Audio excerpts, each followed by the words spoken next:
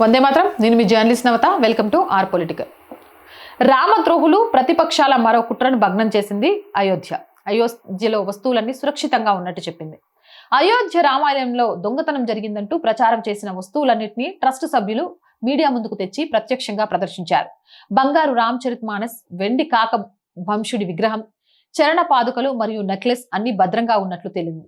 శ్రీరామ జన్మభూమి Teerthkshetra trust సమావేశం అనంతరం trust కోశాధికారి స్వామి గోవింద్ దేవ్ గిరిజీ మహారాజ్ ఆ అమూల్యమైన విరాళాల వస్తువుల్ని బహిరంగంగా ప్రదర్శించారు. ఈ వస్తువులు గుడిలో లేవంటూ కొద్ది రోజులుగా జరుగుతున్న వివాదాలకు దీంతో తెరపడింది. ఈ విలువైన వస్తువులలో బంగారు రామచరిత మానస్, కాకభంశుడి చరణ పాదుకలు మొదలైనవి ఉన్నాయి. తాము విరాళంగా ఇచ్చిన వస్తువులు ఎలా ఉపయోగపడుతున్నాయో లేదా వాటిని స్వయంగా సరిచూసుకోవాలనుకునే భక్తులు ఎప్పుడైనా ఆలయానికి వచ్చి వాటిని పరిశీలించుకోవచ్చునని ట్రస్ట్ తన ప్రకటనలో స్పష్టం చేసింది.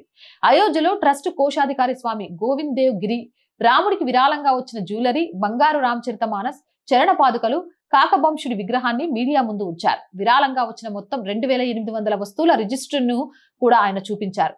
తాము జీవితంలో ఎన్నడూ భగవాన్ శ్రీరాముని దర్శించుకొని కొందరు రామద్రోహులు, ముఖ్యంగా యూపీకి చెందిన ఒక కుయుక్తకు చెందిన పార్టీ, గతంలో అయోధ్యలో వందలాది మంది రామభక్తుల ప్రాణాలను బలి తీసుకున్న పార్టీ, తాముండగా బాబ్రీ మసీదును ఎవరూ తాకలేరని, అక్కడ భవ్యమైన బాబ్రీ మసీదును నిర్మిస్తామని పార్లమెంట్లో ప్రగల్భాలు పలికిన పార్టీ నాయకులు ఇప్పుడు ఈ నిజాలను కళ్ళు అప్పగించి మరీ చూసుకోవాలి. ఎందుకంటే ఇలాంటి అబద్ధాల కోరల నిరంతర తప్పుడు ప్రచారాలు చేస్తూనే ఉంటారు. నిజానికి వీరికి దొంగతనం జరిగిందా లేదా అనేది ముఖ్యం కాదు. సనాతన ధర్మాన్ని అవమానించడమే వీరి అసలు ఉద్దేశం. రామాలయం విషయంలో మోసాలకు పాల్పడిన వారి గురించి మాట్లాడితే సమాజ్వాద్ పార్టీ అసలు రంగు బయటపడుతుంది. అందుకే అఖిలేష్ యాదవ్ వెంటనే తన కుల రాజకీయాల కార్డును బయటకు తీస్తున్నారు.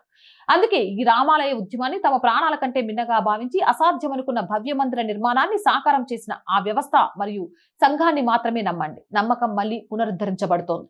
ప్రతి విషయంలోనూ పారదర్శకత ఉంటుంది మరియు తప్పు చేసిన వారికి కఠిన శిక్ష పడుతుంది. ఎవరికైనా ఏమైనా అనుమానాలు ఉంటే ట్రస్టును సందర్శించవచ్చు. వస్తువులన్నీ అత్యంత సురక్షితంగా ఉన్నాయి. జై హింద్, జై భారత్. అలాగే మళ్ళీ చెప్తున్నాను, ప్రతి వీడియో లైక్ చేసి షేర్ చేయండి. ఇలాంటివి చాలా మందికి చేరాల్సిన అవసరం ఉంది. అలాగే ఆర్థికంగా ఆర్ వాయిస్ కి మీకు తోచిన సహాయాన్ని అందించండి. ఆర్ వాయిస్ కి ఈరోజు మీ ఆర్థిక చేయూత చాలా చాలా అవసరం.